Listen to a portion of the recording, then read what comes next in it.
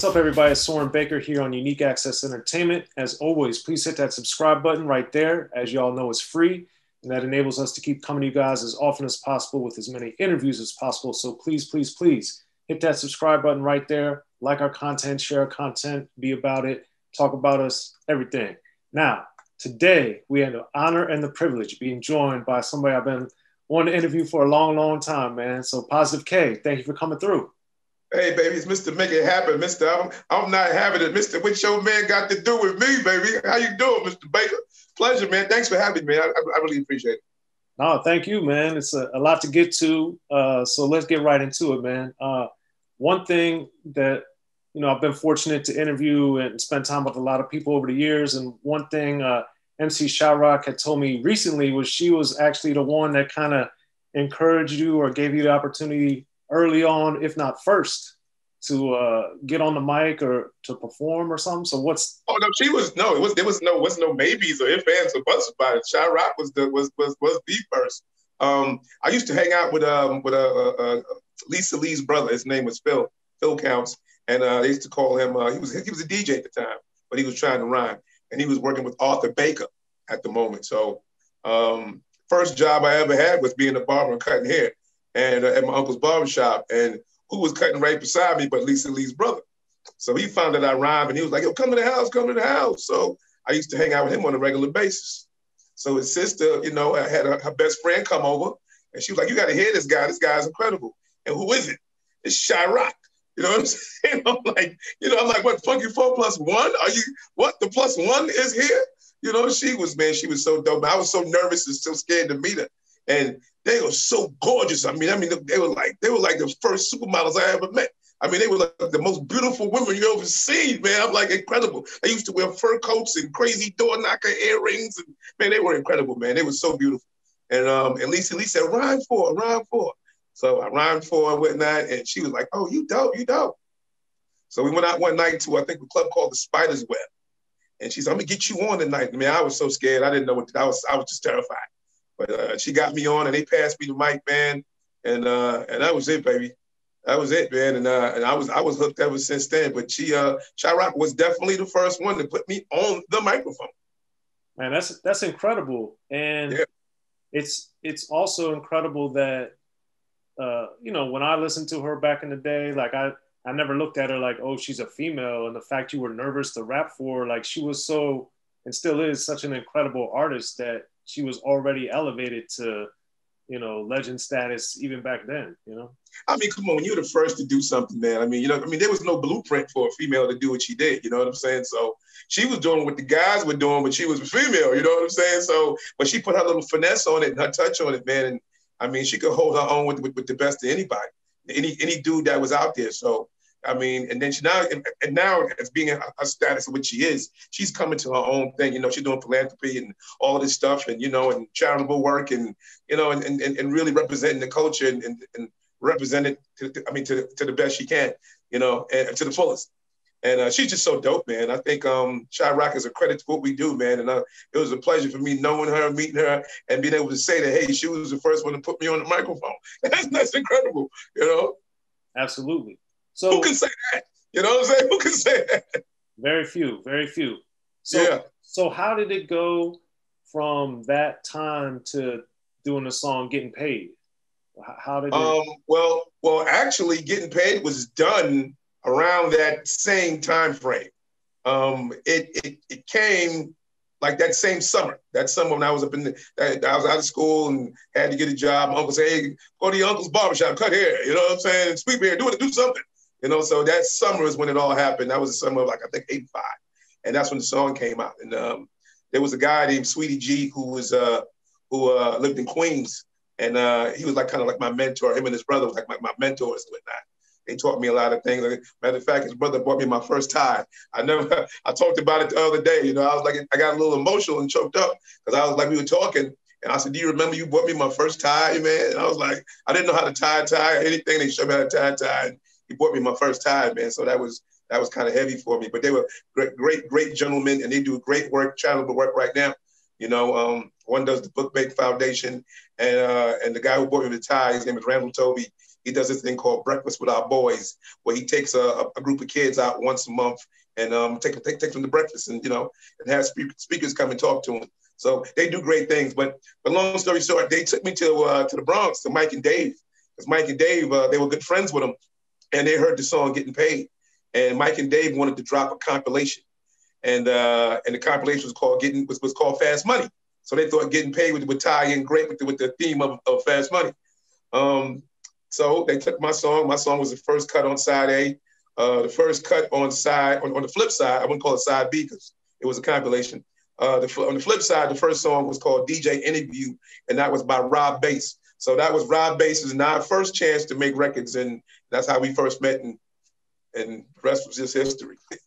So then that's incredible stuff.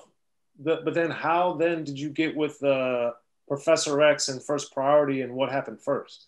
What happened was, after that, I was trying to, get people to play this record and get to know this record getting paid, but it was an independent company. So I was running around trying to see Mr. Magic at the time, and I was calling up the Rush Def Jam at the time. I was calling like every day.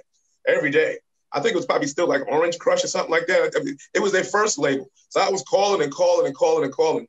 And this lady, I still haven't met her yet to this day, but her name was Heidi Smith.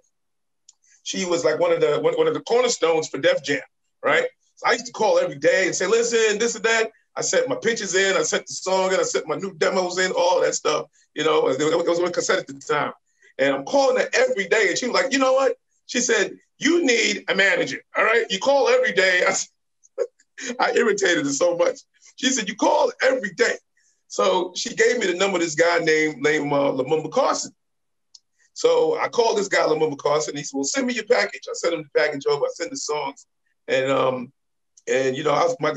was part of the 5% Nation. So the name was Positive Knowledge Allah, right? So I had this little piece that said positive with like a 7 on it, and he was taken with that. He said, are you God body? You God body? I said, yeah. I said, true indeed. So he says, meet me at Brooklyn Restoration. I said, Brooklyn Restoration. So, okay. I mean, I was Bronx all the time, you know what I'm saying? I was Queens all the time, but I never was really a Brooklyn person at that point. So I meet him at this place called Brooklyn Restoration, a bar called Mahogany in Brooklyn Restoration Mall. I go into Mahogany. I sit there for like 3 hours. This guy doesn't show.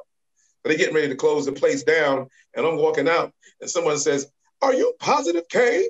And I said, hey, man, well, thanks for showing up early. You know what I'm saying? So we sit back down. He said, man, you don't got to go nowhere. I know these people. So I'm in Brooklyn. The place is closed like about 11:30, maybe 12 o'clock. I'm in this bar after they closed it down to like about 3 in the morning. I'm like, I'm in Brooklyn. I got to go to Queens. I'm getting the hell out of here. You know what I'm saying? So we sit and we talk, and he says, look, man, I want to manage you. I think you're good and whatnot and all of that. And next thing I know was I was his first artist, and he was my first manager.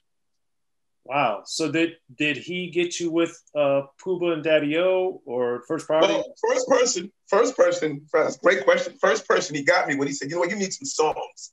You need some new songs. You gotta get a producer. I said, okay, cool. He said, I know this guy named Daddy-O. And he said, he's down with the group called Stet. I'm like, Stet? And at that point in time, they had, if you can't say it all, just say Stet. I'm like, oh my, I said, Daddy-O. Man, I was so scared I was trembling because I'm like, Daddy-O to me was like Michael Jackson. You know what I'm saying? I loved his voice. I loved what he was doing. Stetson Sonic was like one of the biggest groups to me, at that point in time. Because I was going to the Latin Quarters and I would see them perform. So now I get a chance to meet Daddy-O. So he got me with Daddy-O. We went to some studio in Brooklyn. The guy was a police officer who had the studio. He used to do a lot of club stuff or whatever it was, but he had a nice studio. So Daddy-O took me in there, and Daddy-O basically showed me how to count bars, how to arrange my song and everything. I would just rhyme for a day. You know what I'm saying? It was like, what song you got? And I would just go boom, and it'd be like 2 hours later. He's like, okay, we got to cut everything down. This is way too long. So he was like, this is how you make songs. And I said, well, how do I measure it? How do I know when to stop? He was like, well, you count it like this. And he taught me how to count bars, and that's how I count bars today because of Daddy-O. So Lumumba Carson was the first one to introduce me to Daddy-O. And then how did Grand Puba get in the fold? Okay, now we were working. Daddy-O was like, we need to go up to the Bronx and go up to Jazzy J's. Jazzy J got the nice studio up there, you know, and it was like, Daddy-O was always a guy about feel, you know what I'm saying? It always had to feel good to him. It had to be a nice little studio that felt good, and you know, and nobody really had no money, so it had to be somebody who could work with us. You know what I'm saying? So I was already up in the Bronx, hanging out in the Bronx, and I met Jazzy J through my DJ LG, and in Zulu Nation.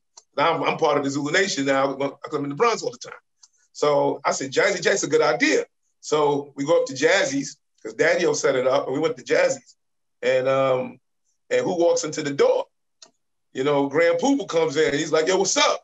You know, and this has to be like the summer of actually 85. And I think they just had, maybe Sexy. She's sexy, you're sexy. You know, it was just getting ready to come out, you know, and Puba walks in, and ever since then, me and Puba we was like this. We was like boys. He was like, I like how you rhyme. He's like, I do a song for you? I was like, let's do it. You know, and then next thing you know, me and Puba was going back and forth. He was coming to Queens. I was going to New Rochelle, and we were just going back and forth. He was staying at my crib. I was staying up at his crib, you know, with his girl. And I was staying in this girl's house, and her brother's room on a bunk bed. Wow. It was crazy, yeah. We used to drink 40s, ride up on the Metro North, man. He said, yo, you might as well stay at the crib. I go in there with not his brother. Our brother would be down in the bottom bunk. He's like, yo, Pa, is that you? I said, yeah, that's me, man. What's up? He's like, oh, ain't nothing. We can get some breakfast. That's crazy. Wild times, man. Wild times. So then I was always confused because the first single of yours that I actually really saw was the Grand Pam with the Ain't No Stopping Me. So did Daddy-O and Grand Puba do those together, or did they do them each separate? Like, how was that? Because I just saw them together as the credit. Well, it was so crazy because everybody was in the studio when the songs were done. Grand Pam was done by Daddy-O. That was his major project. But Puba was there the whole time. You know, everybody had to look like, yo, we'll do it, you know, add this here or do this here. I think Puba did the scratches on the I think Puba did the scratches, you know, if I remember correctly. And then Ain't No Stopping Me Now was Puba by itself. But I think Daddy-O gave him drum sounds. Daddy-O he walked around with this little briefcase of nothing but discs with all kind of drum sounds. So I think the snares and the drums came from Daddy-O. Okay. Yeah. Well, it's interesting too, because later as First Priority emerged, that their logo with the red and everything became so prominent. And then I remember that single, at least the one I saw and had, was the blue, or at a light blue. It was a green. It was like a greenish kind of a label, something like that, like a greenish bluish kind of a thing. Yeah, yeah. You know, I don't know how that went down, but I think I don't know, because I remember that I think Cram to Understand You was on a different. They had a different label too, I think, on Cram to Understand You. Yeah. Everything was different except for Top Billin'. Top Billin' had the main original logo, you know. But So do you know, on the business side, did this stuff that you were doing with Grand Pam help them get to Atlantic, or did that play any role? Everything I did helped get to Atlantic. I mean, Atlantic didn't get done until way after the Bum Rush, not Bum Rush, the compilation album. Okay. Basement Flavor. Okay. Yeah, Basement Flavor. I mean, the Atlantic situation didn't happen until way after that. Okay. You know what I'm saying? So Step Up Front was already out. I'm Not Having It was out. Good Combination was out. So I definitely contributed to that, because not only did I do the songs, the compilation, out of 14 songs, I might have written about 12 of them. You know, I also did the majority of the stuff on the Alliance album that King of Chill produced. I wrote most of that stuff. Yeah. Yeah, we could get used to this. That's great. We can get used to this, all that stuff. Yeah. I didn't write that one, but the rest of the stuff I was definitely a part of. That's Matter of fact, I was on. We can get used to this. Yeah, correct. Yeah.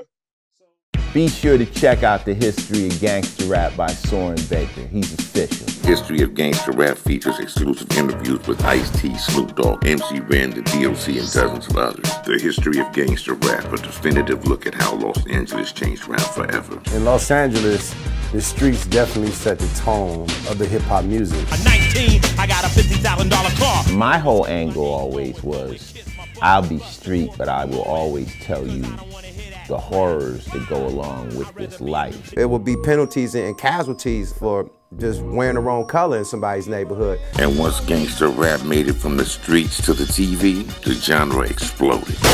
With Fab 5 on your MTV Raps with NWA. Yo MTV, it just catapulted us from being local heroes to national gangbang rappers. The history of gangster rap discusses it all from 1980 up till today. It's always gonna be shit happening in the streets.